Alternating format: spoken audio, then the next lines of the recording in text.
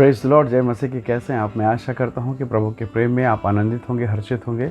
आइए आज की सुंदर सुबह के लिए प्रभु का धन्यवाद करते हुए हम अपना ध्यान परमेश्वर के वचन की ओर लेकर जाएं। मेरे साथ परमेश्वर के वचन को निकालें। पहला तीमुथियुस अध्याय 6 वचन 17 यहाँ इस प्रकार से लिखा है, इस संसार के धनवानों को आज्ञा दे कि वे अभिमानी न हो और चंचल धन पर आशा न रखें, परंतु परमेश्वर पर। Praise the Lord, hallelujah.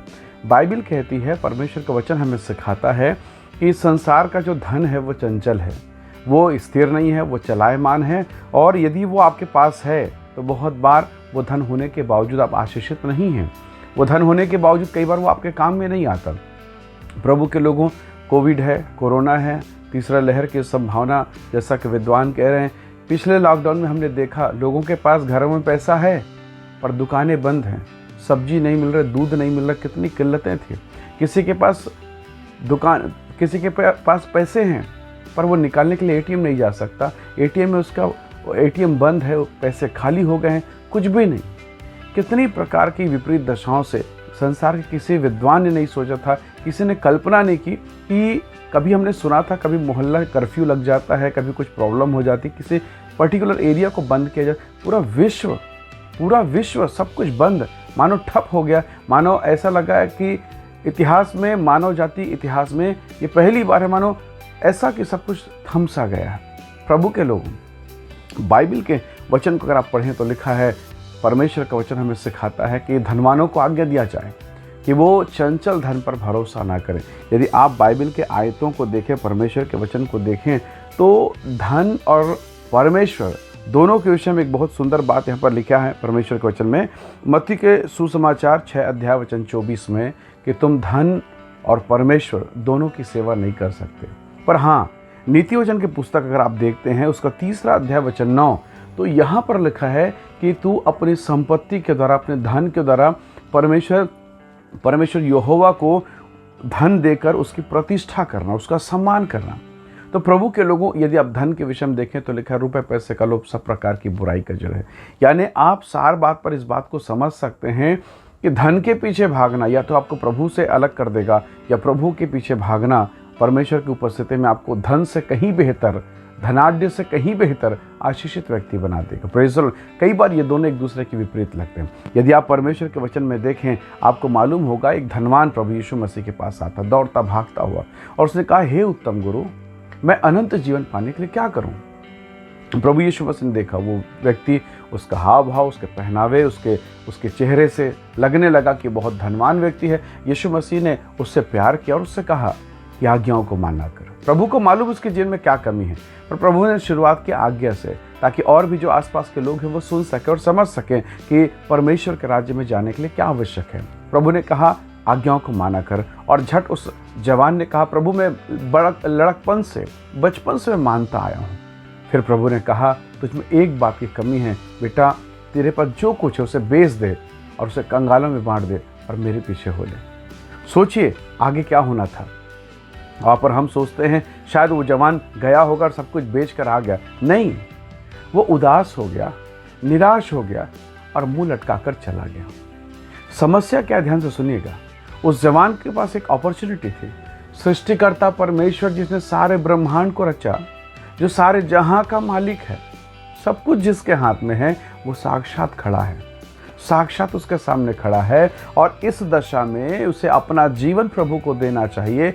वो धन के कारण प्रभु को छोड़कर चला गया। सोचिए, स्वर्ग का स्वामी है, उसको देख लिया, उससे बातें भी कर लिया, उसके सामने में घुटना टेकने को उसे सौभाग्य मिला, पर स्वर्ग नहीं जा सका। आज कितने लोग हैं जो चर्च में हैं, प्रभु के सामने हैं, प्रभु की उपस्थिति में हैं, पर क्या वो स्वर्ग जाने वाले हैं या धन के पीछे जाने वाले हैं? आज ये मनन और चिंतन का विषय है। आज सुबह जब हम सोकर उठते हैं तो सबसे पहले ख्याल क्या आता है? परमेश्वर का या धन का? अपने काम का, अपने कर्ज का, अपने लेन देन का, या परमेश्वर के अनुग्रह का? Praise the Lord, hallelujah. हमें मनन करना है प्यारों। वो धनवान के पास प्रभु सामने खड़े हैं, पर वो धन की ओर भागता है, स्वर्ग के प्रभु का तिरस्कार कर बैठता है। हमें मनन करना है। यही यीशु मसीह जब जक्कई के घर में गए, तो जैसे ही यीशु घर के अंदर घुसे, प्रभु की उपस्थिति गई, जक्कई ने कहा, प्रभु जो अधर्म का कमाया, अन्याय करके किया, सबको बाहर कर दिया, कहा मैं 4 गुना देता हूँ। Praise the Lord, hallelujah. परमेश्वर के लोगों, बाइबल कहती है यहोवा की प्रतिष्ठा करना अपनी संपत्ति के द्वारा। रुपए पैसे का लोभ सब प्रकार की बुराई का जड़ है। और आज ये जवान इस धन रूपी बुराई के चक्कर में वो प्रभु से, स्वर्ग से अलग हो गया। एक और आपको वृत्तांत आपको मालूम होगा, परमेश्वर के वचन में पुराना नियम में घटना है। प्रभु का दास, परमेश्वर का नबी एलीशा और उसका भक्त गेहजी धन के चक्कर में, पैसे के चक्कर में, सोना चांदी के चक्कर में ये सेवकाई से अलग हो गया और कोढ़ की बीमारी उसे हमेशा के लिए लग गई, उसके वंश को लग गई। तो प्रभु के लोगों, इस धन, इस पैसे के चक्कर में गेहजी के इतने सालों की तपस्या, त्याग, बलिदान सब बर्बाद हो गया। 3.5 साल तक उसको शिक्षा मिली, ट्रेनिंग मिली, यहाँ तक कि यीशु मसीह ने यहूदा इस्करियोती को अपने धन की, अपने पूरे पैसे का झोली दे दिया। पर पैसे के लोभ ने उसे इतना लालची बना दिया कि शैतान उसका इस्तेमाल करता है और उसने यीशु को पकड़वाने के लिए 30 चांदी, 30 रुपए में सौदा कर लिया। परमेश्वर के लोगों, ये धन यहूदा इस्करियोती को डुबा दिया, ये धन गेहजी को डुबा दिया, ये धन उस जवान को स्वर्ग जाने से रोक दिया। आज की सुबह ये धन हमें रोकने ना पाए, ये शोहरत, ये पैसे हमें प्रभु के निकटता में आने से रोकने ना पाए। प्रभु के लोगों, ये पैसा कोरोना के समय अस्पताल में काम नहीं आ रहा था। लोग दुआ कर रहे थे, लोग प्रार्थना कर रहे थे, प्रभु हम जानते हैं कि इस पैसे से दवाई तो खरीद सकते, पर दवाई तो बना नहीं है। इस पैसे से चावल खरीद सकते, दुकानें तो बंद हैं। प्रभु का वचन कहता है चिल्ला कर रो, तुम्हारा धन बिगड़ गया है।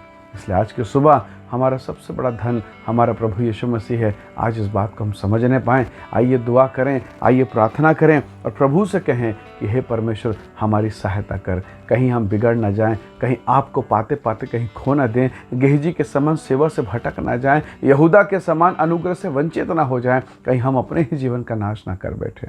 प्रभु के लोगों, आज बहुत से जवान, बहुत से परिवार धन के पीछे हैं। धन गलत नहीं है, पर धन ही सब कुछ है, ये गलत है। याद रखिएगा, ये पैसा आपका ईश्वर ना बने, ये पैसा आपका ईश्वर नहीं बनना चाहिए। प्रभु के लोगों, कभी कभी हम प्रभु के भवन में आते हैं और चिल्लर चढ़ा के कहते हैं हे स्वर्ग के परमेश्वर, मैंने आपके लिए बहुत कुछ दिया है।